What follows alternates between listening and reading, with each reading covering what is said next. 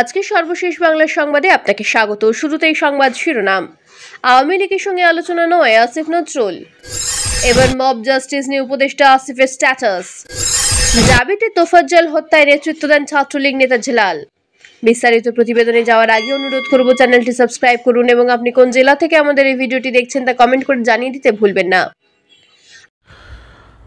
আচ্ছা, আমাদের যে মাঠে সেনাবাহিনী নামছে, ভিডিওর প্রথমে কমেন্ট করেন কারা কারা খুশি হয়েছেন যে এই মুহূর্তে সারা বাংলাদেশে যে অস্থিতিশীল একটা অবস্থা চলছে, তো এই অবস্থাকে কন্ট্রোল করার জন্য সেনাবাহিনীকে যে ম্যাজিস্ট্রেসি পাওয়ার দেওয়া হয়েছে বা ক্ষমতা দেওয়া হয়েছে, সেই ক্ষমতাটা দেওয়াতে আপনি কি অখুশি নাকি আপনি খুশি?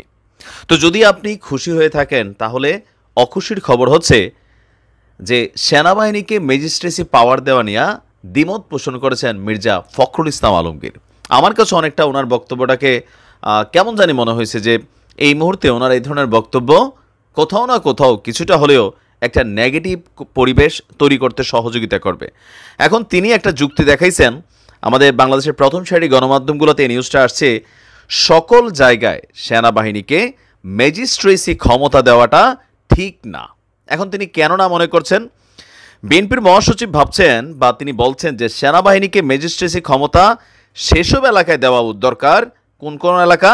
যেই এলাকাগুলা নিয়ন্ত্রণের বাইরে চলে গেছে, সেসব এলাকা আপনার যেখানে শান্তিপূর্ণ অবস্থা রয়েছে, রাজনৈতিক নেতারা নিয়ন্ত্রণ করছেন, সেখানে ম্যাজিস্ট্রেসি ক্ষমতা দিয়ে নতুন সমস্যা সৃষ্টি করা সমীচীন বা বুদ্ধিমানের কাজ হবে না। তার মানে মির্জা ফখরুল ইসলাম সাহেবের বক্তব্য হচ্ছে, তিনি আপনার ঠাকুরগাঁও প্রেস ক্লাব হলরুমে জেলা বিএনপি আয়োজিত একটা প্রোগ্রামে আপনার তিনি এই কথা তিনি বলছেন যে আগামীতে আমরা একটি গণতান্ত্রিক রাষ্ট্র পার্লামেন্ট দেখতে চাই, সবার অংশগ্রহণের মাধ্যমে একটা নির্বাচন দেখতে চাই, আর পাশাপাশি এই যে সেনাবাহিনী মোতায়েন করা হয়েছে সেই নিয়ে তার বক্তব্য যে এই জায়গাটা সব জায়গায় মানে সেনাবাহিনীর ম্যাজিস্ট্রেসি পাওয়ারটা দেওয়া উচিত হয় নাই। তো আসলে কেন উচিত হয় না তিনি মনে করছেন? এই মুহূর্তে বাংলাদেশের ম্যাক্সিমাম জায়গাতেই অস্থিতিশীল পরিবেশ। আমাদের প্রশাসন কাজ করছে না কার্যত। কেন কাজ করতে পারতেছে না? বিভিন্ন জায়গার মধ্যে আমরা যেগুলো দেখছি যে সেখানে বিএনপি ক্ষমতা না আসলেও বিএনপি আগামী দিনে ক্ষমতায় আসবে ওইরকম একটা প্রভাব প্রতিবেশ তৈরি হয়ে গেছে। বিভিন্ন জায়গায় সিন্ডিকেটগুলা বদলাচ্ছে, যেখানে আওয়ামী লীগ খাইতো সেখানে বিএনপি খাচ্ছে, সব জায়গায় না। এখন বিষয়টাকে যে এটা নিয়ে তারেক রহমানের কি কোনো রকম ইঙ্গিত আছে বা মানে পজিটিভ ফিডব্যাক আছে এগুলা করার জন্য নও। তারেক রহমান বরাবরই বলে আসছেন যে বিএনপির নেতাকর্মীরা সাবধান হও, এই কাজগুলা করবা না। মির্জা ফখরুল ইসলাম নিজেও ভদ্রলোক মানুষ, তিনিও বলছেন যে আমাদের পরিণতি কিন্তু আওয়ামী লীগের মতন হবে, যারা বিএনপির নাম ভাঙাইয়া, এখন নাম ভাঙাইয়া মানে কি, তারা বিএনপিরই কর্মী এলাকাতে চিহ্নিত, তবে এরা আমার মতে ওই 5% কর্মী যারা লুটপাট করে, আওয়ামী লীগেও ছিল বিএনপিতে আছে, এরা কিন্তু কন্ট্রোল হচ্ছে না।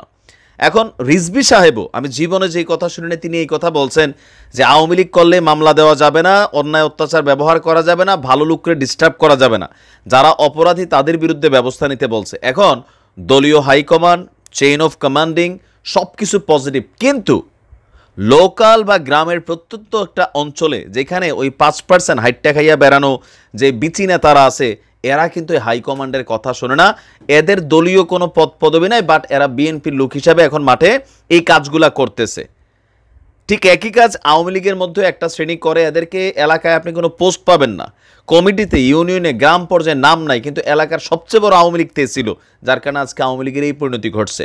এখন বিএনপির যে কর্মকাণ্ডগুলা মানে এই 5% শেষরাদের, যারা বিএনপির নাম পরিচয় দিয়ে কিন্তু এলাকাতে এখন আবার একটু গজায় উঠছে, এগুলোর জন্য তারেক রহমান খুবই কঠোর নির্দেশনা দিয়েছেন। ইভেন বিএনপি বিভাগীয়ভাবে মামলা করো পর্যন্ত করছেন, কিন্তু তারপরেও থামছে না দেখে আসলে সেনাবাহিনীকে নামানো হয়েছে। এখন সেনাবাহিনীর এই ম্যাজিস্ট্রেসি পাওয়ার নিয়ে যদি একটা দ্বিমত বা বিতর্ক তৈরি হয়, আমার কাছে মনে হয় সেটা বিএনপির জন্য নেগেটিভ। মির্জা ফখরুল ইসলাম সাহেবের এই বক্তব্যটা যেহেতু বিএনপিকে তিনি রিপ্রেজেন্ট করেন, সেই ক্ষেত্রে অনেকটা নেগেটিভই হবে।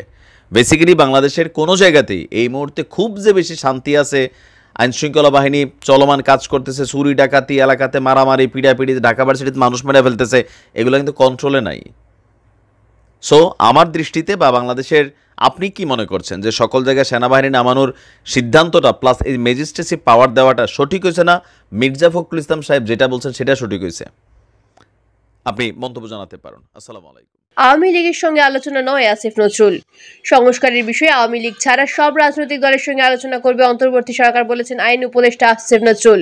বৃহস্পতিবার সন্ধ্যায় রাজধানীর হেয়ারহোডে ফরেন সার্ভিস একাডেমিতে এক সংবাদ সম্মেলনে তিনি কথা বলেছেন। আসিফ নজরুল বলেন, সংস্কার বিষয়ে আওয়ামী লীগ ছাড়া সব রাজনৈতিক দলের সঙ্গে আলোচনা হবে। যারা গণহত্যা চালিয়েছে, হাজারের ওপর মানুষকে হত্যা করেছে, হাজার হাজার মানুষকে আহত করেছে, যারা বিচারের ভয় পালিয়ে আছে, তাদের সঙ্গে আলোচনা হবে না, এটা আমাদের পরিষ্কার বক্তব্য। আসিফ নজরুল বলেন, আগামী 1 অক্টোবর থেকে শুরু করে 31 ডিসেম্বরের মধ্যে রাষ্ট্র সংস্কারের 6টি কমিটি সংস্কার সংক্রান্ত প্রতিবেদন জমা দেবে। সুষ্ঠু নির্বাচন অনুষ্ঠান ছাড়াও প্রয়োজনীয় রাষ্ট্র সংস্কারের প্রাধান্য দেবে কমিটি। মাহফুজ আলম নির্বাচন ব্যবস্থা সংস্কার কমিশনের প্রধান বদিউল আলম মজুমদার উপস্থিত ছিলেন। উল্লেখ্য, ছাত্র জনতার অভ্যুত্থানের মুখে গত 5ই আগস্ট শেখ হাসিনা প্রধানমন্ত্রীর পদ থেকে পদত্যাগ করে ভারতে চলে যান। পরে 8ই আগস্ট শপথ নেন অন্তর্বর্তী সরকার। গুলি করে মানুষকে হত্যার ঘটনায় সাবেক প্রধানমন্ত্রী শেখ হাসিনা সহ আওয়ামী লীগ নেতাদের বিরুদ্ধে মামলা চলছে। মব জাস্টিস এড়াতে যত রকম পদক্ষেপ নেওয়ার দরকার নেওয়া হবে। বিচার বহির্ভূত হত্যাকাণ্ড সহ্য করা হবে না, এর সঙ্গে জড়িত কাউকে ছাড় দেওয়া হবে না। এক প্রশ্নের জবাবে তিনি বলেন, ভারত সরকারের কাছে সাবেক প্রধানমন্ত্রী শেখ হাসিনাকে ফেরত চাওয়া হবে। এই সময় ঢাকা বিশ্ববিদ্যালয়ের ফজলুল হক মুসলিম হলে চোর সন্দেহে তোফাজ্জল নামে এক যুবককে পিটিয়ে হত্যার ঘটনায় আসিফ নজরুল জানান, দাবির ঘটনায় মর্মাহত। মব জাস্টিস এড়াতে যত রকম পদক্ষেপ নেওয়া দরকার নেওয়া হবে। বিচার বহির্ভূত হত্যাকাণ্ড সহ্য করা হবে না, এর সঙ্গে জড়িত কাউকে ছাড়া দেওয়া হবে না। এ সময় এক প্রশ্নের জবাবে তিনি বলেন, ভারত সরকারের কাছে সাবেক প্রধানমন্ত্রী শেখ হাসিনাকে ফেরত চাওয়া হবে। প্রিয় ভালোবাসার দর্শক, শেখ হাসিনা কেমন শাসক ছিলেন? আপনার মূল্যবান মতামত কমেন্ট করে জানিয়ে দিন। এদিকে আরেকটি আলোচিত নিউজ হচ্ছে, এবার মব জাস্টিস নিয়ে উপদেষ্টা আসিফের স্ট্যাটাস। ঢাকা বিশ্ববিদ্যালয়ে চোর সন্দেহে এক ব্যক্তিকে এবং জাহাঙ্গীরনগর বিশ্ববিদ্যালয়ের সাবেক এক ছাত্রলীগ নেতাকে পিটিয়ে হত্যার ঘটনা নিয়ে নানা আলোচনা চলছে। ঘটনা দুটি নিয়ে অনেকেই মন্তব্য করছেন। এবার আলোচিত এসব ঘটনা নিয়ে প্রতিক্রিয়া জানিয়েছেন অন্তর্বর্তী সরকারের যুব ও ক্রীড়া মন্ত্রণালয়ের উপদেষ্টা আসিফ মাহমুদ। বৃহস্পতিবার প্রতিক্রিয়া জানিয়ে সামাজিক যোগাযোগ মাধ্যম ফেসবুকে একটি পোস্ট দিয়েছেন তিনি। ফেসবুক পোস্টে আসিফ মাহমুদ লিখেন, সব মব কিলিংয়ে কোনোভাবেই প্রশ্রয় দেওয়া হবে না। বিশ্ববিদ্যালয়ের পক্ষ থেকে সঠিক তথ্যসহ আইনি ব্যবস্থা নেওয়ার আহ্বান থাকবে।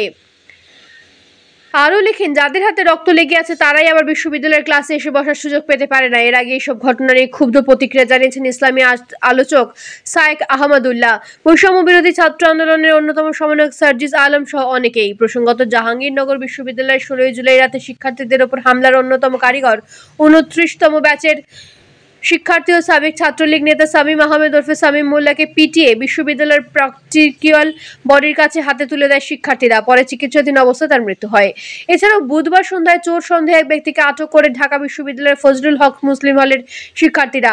ওই ব্যক্তিকে কয়েক দফায় মারধর পর রাত 12টার দিকে ঢাকা মেডিকেল কলেজ হাসপাতালে নেওয়া হলে দায়িত্বরত চিকিৎসক মৃত ঘোষণা করেন।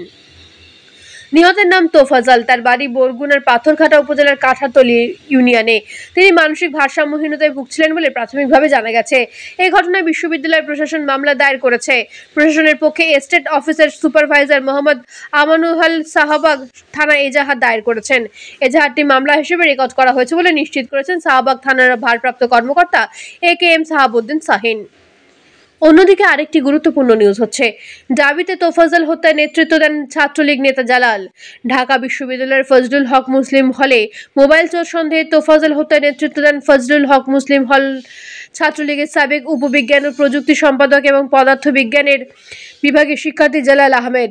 হলের প্রত্যক্ষদর্শী শিক্ষার্থীদের তথ্য অনুযায়ী তোফাজ্জলকে মারধরের জড়িতদের মধ্যে আরও ছিলেন পদার্থবিজ্ঞান বিভাগের আব্দুস সামাদ, প্রাণী বিভাগের সুলতান, গণিত বিভাগের রবিব, উদ্ভিদ বিজ্ঞান বিভাগের ফিরোজ, মৃত্তিকা বিভাগের সুলমন, সমুদ্র বিজ্ঞান বিভাগের ওয়াজিবুল, ফার্মেসি বিভাগের মোহাম্মদ ইজামুল জামান এবং গণিত বিভাগের শিক্ষার্থী আহসানুল্লাহ।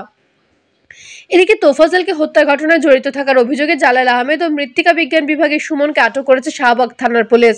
বৃহস্পতিবার বিকেল 4টার দিকে তাদের শাহবাগ থানায় নিয়ে যাওয়া হয় বলে জানিয়েছেন বিশ্ববিদ্যালয়ের সহকারী প্রক্টর ডক্টর মোহাম্মদ রফিকুল ইসলাম। এর আগে বৃহস্পতিবার ঢাকা বিশ্ববিদ্যালয়ের ফজলুল হক মুসলিমের হলে এক ব্যক্তিকে চোর সন্দেহে পিটিয়ে হত্যার ঘটনায় মামলা দায়ের করে বিশ্ববিদ্যালয় প্রশাসন। মামলার এজাহারে লেখা হয়েছে, গত 18 সেপ্টেম্বর সন্ধ্যা 7:45 দিকে একজন যুবক ঢাকা বিশ্ববিদ্যালয়ের ফজলুল হক মুসলিম হলের গেটে সন্দেহজনকভাবে ঘোরাফেরা করতে থাকলে বিশ্ববিদ্যালয়ের কিছু ছাত্র তাকে আটক করে প্রথমে ফজলুল হক মুসলিম হলে মূল ভবনের গেস্ট রুমে নিয়ে গিয়ে সে মোবাইল চুরি করেছে বলে এলোপাথারি চত্থাপড় ও কিল ঘুষি মারে। এ সময় তাকে জিজ্ঞাসা করলে তার নাম তোফাজ্জল বলে জানায়।